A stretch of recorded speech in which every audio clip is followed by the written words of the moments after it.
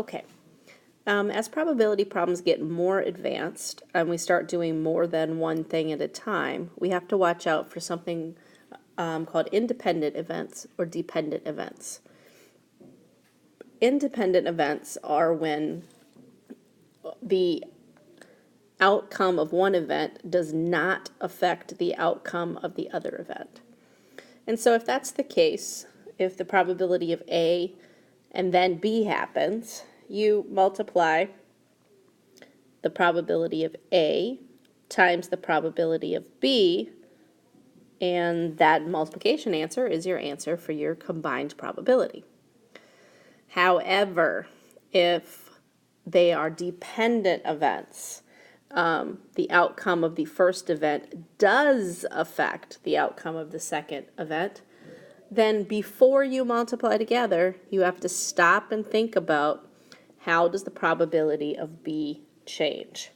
So probability of A times the probability of B after it's changed. Okay, now how it changes, oops, forgot my T, depends on the situation. So we're going to see by example. Our first examples are independent events. All right, so if you roll a die 3 times in a row, what happens the first time is not going to change what happens the second time or the third time. So that is independent. What is the probability of getting ones on each roll? So remember, probability is still want over total. So I want a 1. Well, there's 1 1 out of 6 sides on a die. That's my first roll. If I roll again, there's still 1 1 out of 6 sides. And if I roll the third time, there's still 1 1 out of 6 sides. So I'm going to multiply 1 6 times 1 6 times 1 6. Remember, when you multiply fractions, you just multiply the tops. 1 times 1 times 1 is 1. And then the bottoms, 6 times 6 times 6 is 216. And you can simplify in your calculator if it simplifies, but this one does not because it has a 1 on the top. Alrighty, if a coin is tossed, then a day of the week is picked. What is the probability of getting tails and then a day that starts with the letter T? Okay, so the probability of getting tails, that is one side of the coin out of 2 sides of the coin, so 1 out of 2. A day of the week starting with T, Tuesday, Thursday. So 2 days out of 7 days in a week. So 2 over 7. Multiply those together and simplify. That's going to be 2 over 14, which simplifies to 1 over 7. 1/7 probability. Alrighty. A bag contains 8 red, 14 purple, 6 yellow, and 4 green crayons. Here's a keyword to look for when you're reading this type of problem. The crayon is selected, replaced, and then another is selected. Replaced is important to know that it's independent. That tells us that the crayon is going back into the sample space, and so the total will stay the same, and how many of each color will stay the same. So we can keep using the same probability fractions. We need to total up the crayons. So 14 and 6 makes 20, plus 8 and 4 is 12 more, so 32, sorry. Okay, so probability that we get a purple, 14 purple out of 32 total. And since we put the crayon back, when we go to get yellow, we know that there's 6 yellows still and 32 markers still, crayons still. So we would multiply and simplify.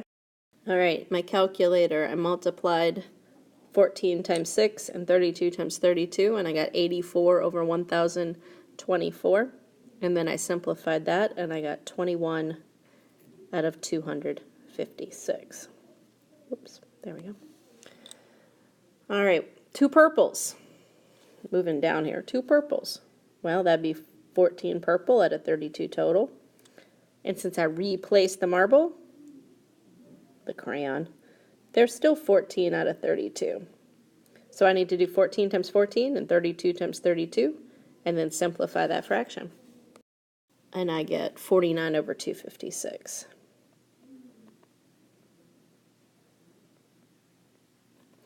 All right, so what about dependent events? How does something change when it's dependent? So using the same crayon information as above, but this time we are not replacing. That means we don't have 32 crayons anymore after the first time. And we might have a different amount of colors after the first time. So here we go. The probability of getting yellow, then red. So 6 yellow. So initially we have 6 out of 32. But we did not replace.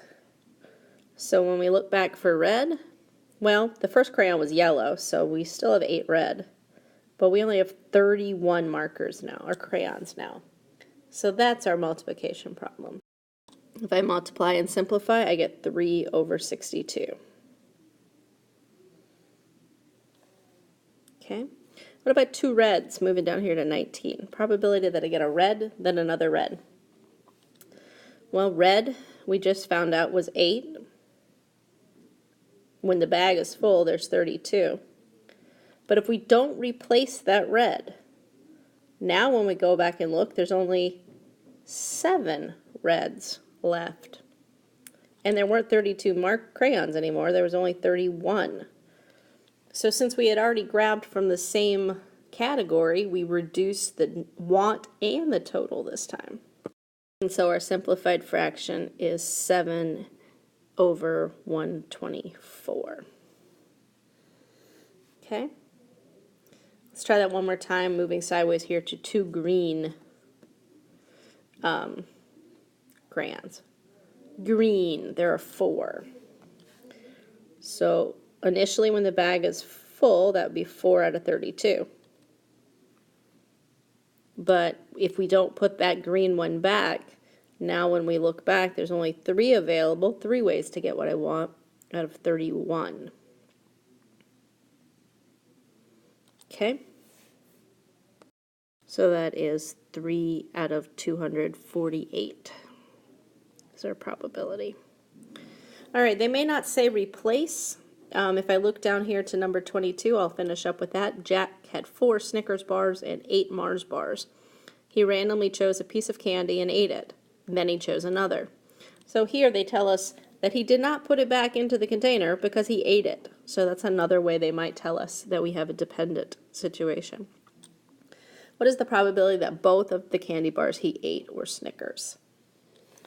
So we wanted Snickers. So there were 4 Snickers. So 4 out of 4 plus 8 is 12. So 4 out of 12. But then he ate it. So now he only has 11 total. And since he ate a Snicker to begin with, now he only has 3 Snickers. When you multiply and simplify, that turns out to be 1/11. All right, if you have any questions in class on compound events, please ask.